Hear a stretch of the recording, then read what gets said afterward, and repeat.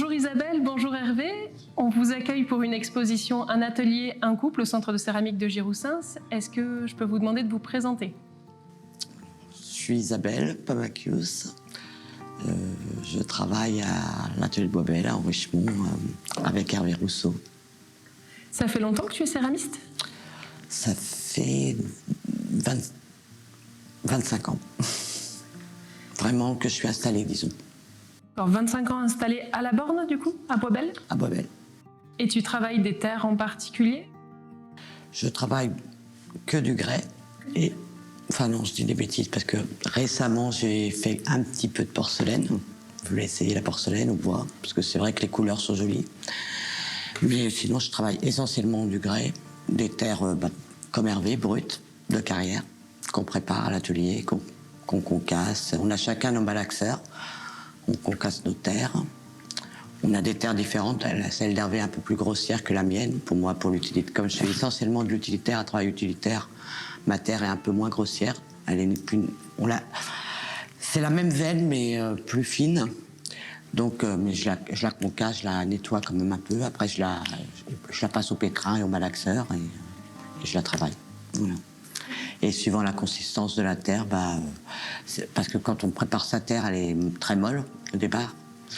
Et suivant la consistance, je sais ce que je vais faire dans la journée, on va dire.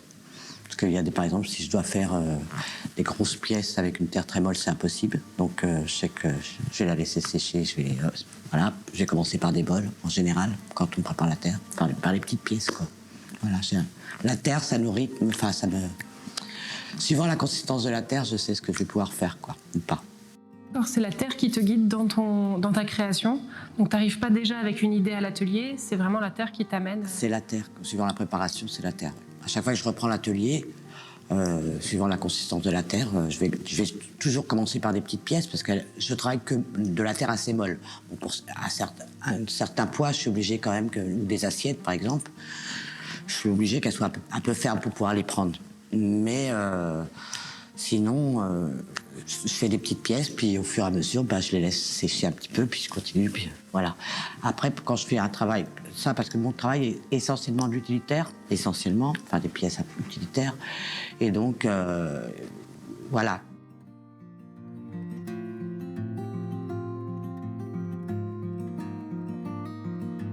Tu dis que tu fais essentiellement de l'utilitaire ou des pièces inspirées de l'utilitaire. Qu'est-ce qui te plaît en allant vers l'utilitaire? J'aime ça, j'aime manger dans la terre.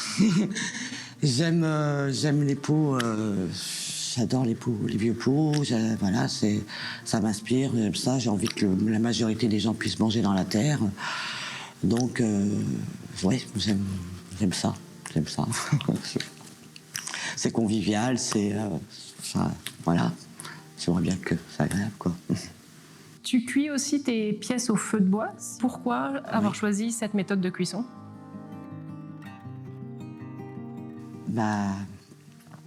Parce qu'il y a une liberté. Le feu, déjà, pareil, j'aime le feu. J'ai commencé je suis arrivé, vraiment, quand j'ai commencé, je suis arrivé à la Borne, région de Saint-Amand-Puise et tout ça. J'ai été voir la Borne, j'ai été voir ses cuissons et je suis tombé. Ça a été par hasard. Bon, déjà, le gaz, j'avais peur. Je m'étais fait sauter la figure étant jeune avec une gazinière. C'était pas pour moi. Les fours électriques, je voyais pas trop comment on pouvait évoluer. Je connaissais pas assez. Puis quand j'ai vu les cuissons de bois, je suis tombé dedans, quoi. Voilà. Puis ça m'a pas lâché. Puis voilà. Puis après, c'est vrai qu'avec Hervé, la connaissance qu'il avait déjà des terres, tout ça, voilà, ça m'a. J'ai continué. Et vous avez plusieurs fours chez vous, si je ne m'abuse? Oui, on a 3 fours. Quelles sont les différences entre ces 3 fours? Alors, on a un petit four Holsen. Alors lui, c'est un petit four qui est plus adapté pour l'émail, par exemple. Qui n'est pas très grand, en plus c'est bien, parce que s'il manque de la... Parce que là, sur cette exposition, je n'ai pas énormément d'utilitaires, mais bon, parce que je fais de l'assiette, là, j'en ai pas beaucoup,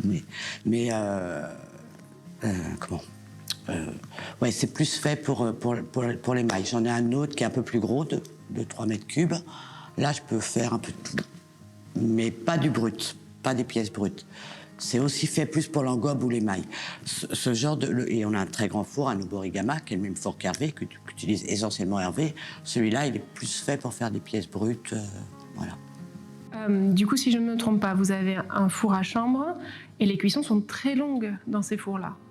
C'est plusieurs jours, c'est ça? En fait, ouais, c'est vraiment de cuisson en soi, c'est 5 jours, sans compter la partie bassinage de 3-4 jours aussi. Mais la cuisson en elle-même, c'est 5 jours. Plus l'enfournement et le refroidissement? Il y a l'enfournement, il y a 3-4 jours de bassinage, 5 jours de cuisson, et le défournement, c'est 10 jours. Donc on est sur plus de 2 semaines pour une cuisson. Et pour les cuissons, vous êtes à plusieurs, c'est bien ça? Oui, on ne peut pas cuire tout seul, ouais, on est minimum 6.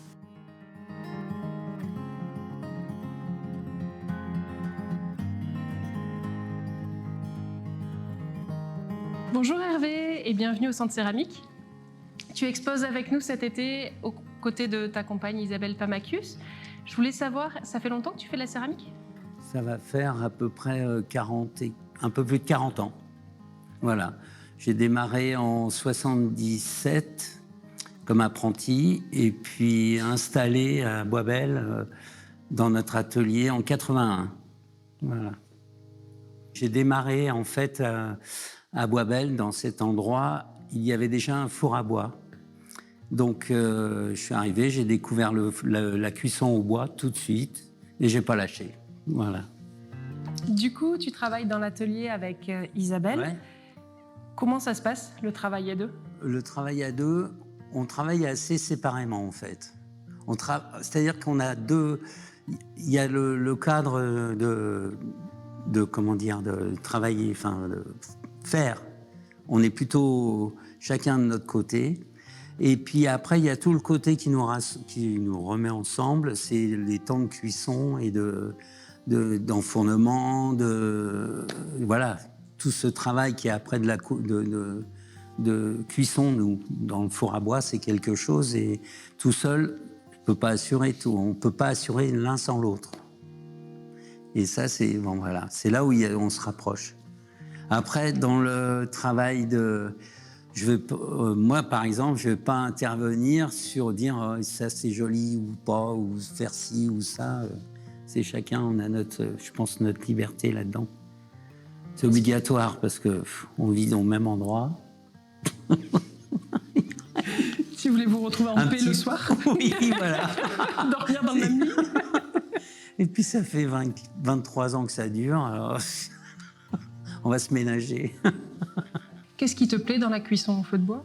Le fait de cuire au bois, c'est du coup une vie rythmée par ces cuissons qui sont assez espacées, parce que c'est du travail. Il y a la préparation qui est longue, il y a le bois à préparer, il y a l'enfournement, il y a tout ça, le défournement, comment on appelle ça, le refroidissement. En fait, c'est sur 3 mois, on va faire préparer une cuisson entre la préparation et la fin, et le défournement. Les objets arrivent au bout de 3 mois. Donc c'est un rythme très lent. Et du coup, on est complètement hors. C'est pas du tout le même rythme, même d'essai, de travail, de recherche. C'est beaucoup plus lent. Et c'est sur 40 ans, j'ai fait que 100 cuissons dans ce gros four, par exemple. Chose que quand on essaye, on a un petit four, on va cuire toutes les semaines, ou on fait des tas d'essais, ça évolue très rapidement. Là, c'est pas pareil. C'est 40 ans tout doucement d'apprendre à comprendre, à étudier les couleurs, la terre, qui est très importante, surtout la terre. Et du coup, c'est un travail de très lent, quoi. Voilà. Faut se poser, faut accepter la lenteur.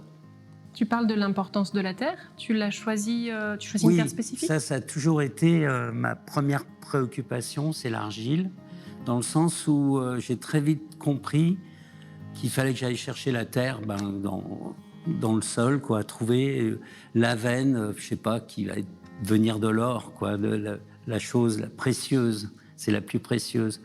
Et ça a toujours été ça. Et comme je suis originaire du Beauvaisis, de la région du Beauvaisis, qui était une région où il y avait beaucoup d'argile en Normandie, toute cette partie-là, et donc dans les pièces anciennes, on va dire, qu'on regarde en Normandie, L'important, c'est la terre. C'est la couleur de la terre qui est un peu réfractaire, très claire. Enfin, il y a toutes sortes de couleurs. Et voilà, ça a démarré comme ça. Voilà. Avec l'argile, la recherche de l'argile. Donc c'est vraiment une importance au niveau de la couleur et de la composition de la terre. Et de la texture, oui. Voilà. Donc une texture naturelle. Du coup, ça induit qu'il a fallu que j'apprenne à préparer l'argile. Préparer l'argile, ça voulait dire aussi, quand on démarre, on n'a pas de machine, on n'a pas d'argent, donc on réapprend à préparer l'argile comme ça se faisait il y a un siècle ou même 50 ans, non, un siècle plutôt. Maintenant.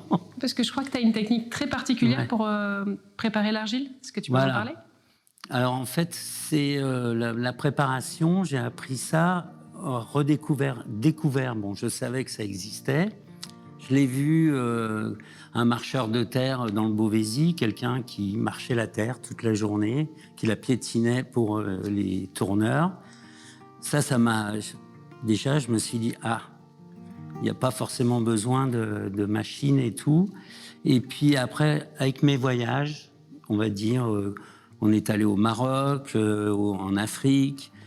La préparation de la terre, c'est toujours sans machine. Et donc, il y a toutes ces choses qu'on a appris, que j'ai appris là-bas, quoi, en même temps. C'était un mélange. D'accord, donc c'est vraiment une tradition que tu perpétues, toi, dans tes terres, finalement ? Ouais. Alors maintenant, j'ai les machines, j'ai tout ce qu'il faut, mais j'ai gardé les gestes et la préparation dans le sens où maintenant, je vais prendre l'argile brute, je la passe dans des machines, forcément, assez rustiques, c'est-à-dire pas des aérées ni brutes, on va dire. C'est des machines pour faire les briques, par exemple. Et de là, après, je les retravaille au pied, ces terres. Et de là, je me suis dit, quand même, il y a ces empreintes avec le pied, il y a tout le poids du corps, il y a quelque chose de fort quand on prépare la terre au pied. On laisse des empreintes et il y a le poids du corps qui agit. Et du coup, je me disais, ça me plaît, je ne savais pas quoi en faire de cette chose, mais bon, c'est comme ça. Et à force, je me suis mis à travailler de plus en plus épais, avec des empreintes de plus en plus fortes, même exagérées. Et voilà, ça a été j'ai été au bout d'un truc vraiment rustique, on va dire, empreinte de, je sais pas, on va dire empreinte de roue de tracteur ou je sais pas, enfin vraiment trop. Et maintenant, j'arrive, après avoir maîtrisé un peu cette technique, d'affiner, on va dire, tout en gardant quand même une empreinte, mais en l'adoucissant. Voilà. Et du coup, cette empreinte-là, on la voit d'ailleurs dans tes pièces, il me semble. C'est ça. Alors, je ne sais pas si on en voit ici, mais à peu près, tout ça, il y a des empreintes de pieds, mais maintenant, j'arrive à les adoucir quand même. Avant, c'était beaucoup plus violent. Sans peiner, mais ça donnait un aspect de violence. On me disait, Hervé, toi, tu vas à coups de poing, quoi, c'est pas possible. Mais en fait, c'était pas ça du tout, parce que c'est le poids du corps, donc le corps, il va pas à fond, mais bon, il donnait une impression de force. Et maintenant, je sens que les pièces, il y a toujours ce mouvement, mais en l'adoucissant.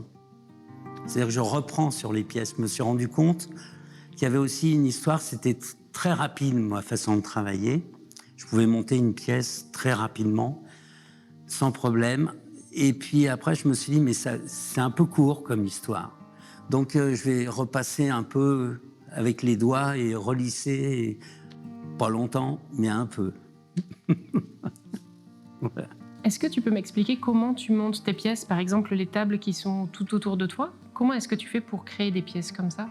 Eh bien, par exemple, ces tables, je ne sais pas pourquoi, cette fois-ci, c'est pour vous d'ailleurs, c'est pour Giroussens. Je suis parti j'ai fait une contreforme en bois, verticale, et en fait, je me suis dit, tiens, je vais monter mes pièces, il y aura un côté plat, Et puis l'autre est monté avec ma technique, avec des bouts de plaques et tout ça. Et puis après de les retourner plus tard. Donc du coup, ça a donné un peu cette espèce de truc où il y a un fond là, il y a ce fond là, et bon, en fait, c'est un prétexte pour faire des choses différentes, quoi.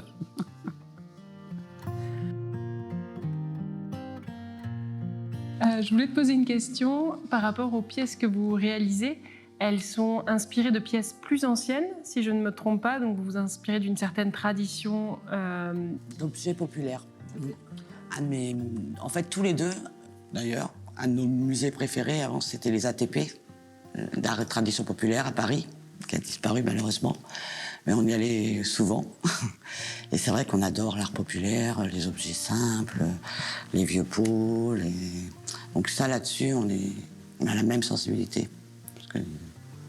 Donc, moi, c'est vrai que je reprends... Alors, je ne les prends pas à l'identique, hein, je mets ma touche, on va dire. Mais c'est vrai que j'aime bien, ça me nourrit, quoi. J'en ai plein à la maison, ça me nourrit. Voilà. Est-ce que je peux juste te demander comment ça se passe, une cuisson au feu de bois? En fait, dans la cuisson au bois, ce que Hervé n'a pas dit, ce qui est quand même pour moi, enfin, je pense pour lui aussi, qui est fondamental, c'est l'enfournement aussi.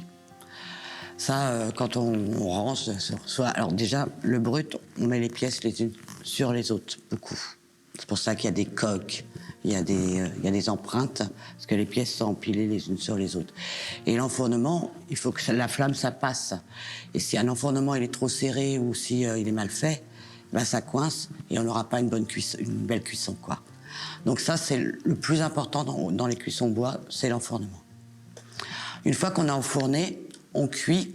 Là, c'est la période du feu, c'est super, c'est agréable, il y a des amis. Bon, c'est un travail, hein, c'est sérieux, faut pas faire n'importe quoi.